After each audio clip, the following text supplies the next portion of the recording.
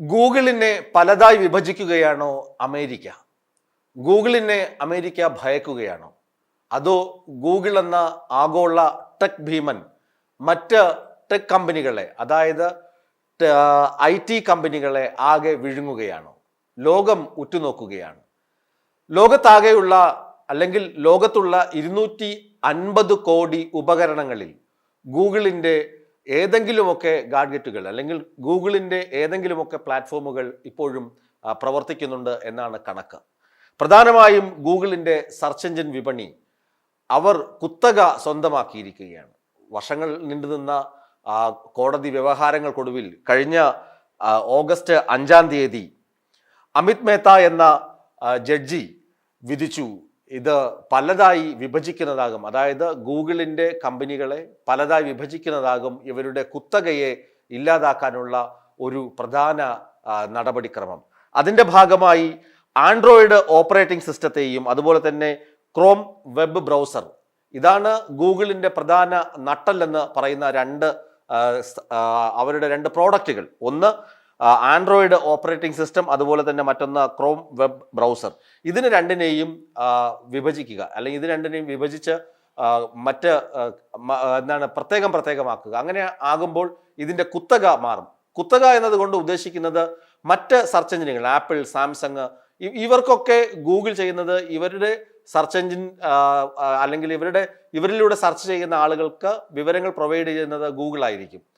അങ്ങനെ വരുമ്പോൾ ഇപ്പൊ തന്നെ നിങ്ങൾ സെർച്ച് ചെയ്യുക, യാഹൂയിലൂടെ സെർച്ച് ചെയ്യുമ്പോഴും ഗൂഗിൾ ക്രോമിലായിരിക്കും നിങ്ങൾ ചെന്ന് എത്തുന്നത്.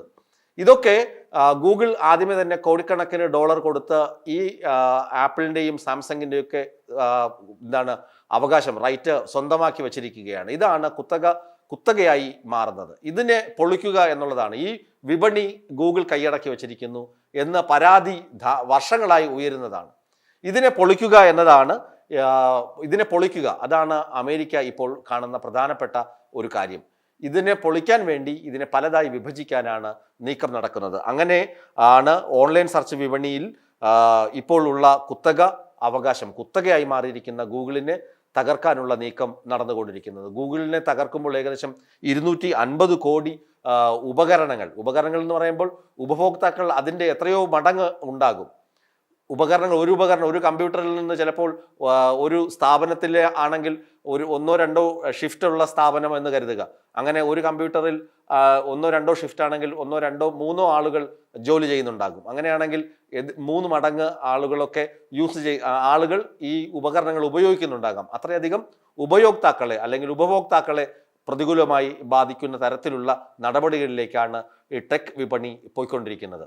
ഇത് പ്രാവർത്തികമാവുകയാണെങ്കിൽ 1980 ശേഷം നടക്കുന്ന ഒരു വലിയ സംഭവമായി ഇത് മാറുമെന്നാണ് ടെക് ലോകം ഉറ്റുനോക്കുന്നത്. ഏതായാലും ടെക് ലോകത്തിൽ ഇങ്ങനെ ഒരു സംഭവം നടക്കുകയാണെങ്കിൽ ഇത് കൊളംബിയ ജില്ലാ കോടതിയുടെ ജഡ്ജിയായ അമിത് മേത്തയാണ് ഈ സുപ്രധാനമായ വിധി ഓഗസ്റ്റ് 5-ന് പ്രഖ്യാപിച്ചത്.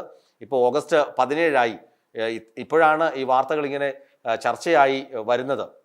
ഇതിൻ്റെ പ്രത്യാഘാതം എന്താകും എന്നൊന്നും കൃത്യമായി ആളുകൾ മനസ്സിലാക്കി വരുന്നതേ ഉള്ളൂ. നമുക്കറിയാം, മൈക്രോസോഫ്റ്റിൻ്റെ ഒരു തകർച്ച കഴിഞ്ഞ കുറച്ച് ദിവസം മുമ്പ് നമ്മൾ കണ്ടിരുന്നു. മൈക്രോസോഫ്റ്റിനുണ്ടായ തകരാറ് എത്രമാത്രം പ്രതികൂലമായി സ്ഥാപനങ്ങളെയും അതുപോലെ തന്നെ ടെക് മേഖലയെയും ബാധിച്ചു എന്നുള്ളത് കുറച്ച് ദിവസം മുമ്പ് കണ്ടതാണ്. അത് ഇതുപോലെ ഗൂഗിളിനുണ്ടാകുന്ന ഈ ഒരു തിരിച്ചടി എത്രമാത്രം വ്യാപിക്കും അല്ലെങ്കിൽ വ്യാപകമായിരിക്കും, എന്തൊക്കെ പ്രത്യാഘാതങ്ങൾ അല്ലെങ്കിൽ പ്രതിസന്ധികൾ സൃഷ്ടിക്കുമെന്നൊക്കെ ഇനി കാത്തിരുന്ന് കാണാം.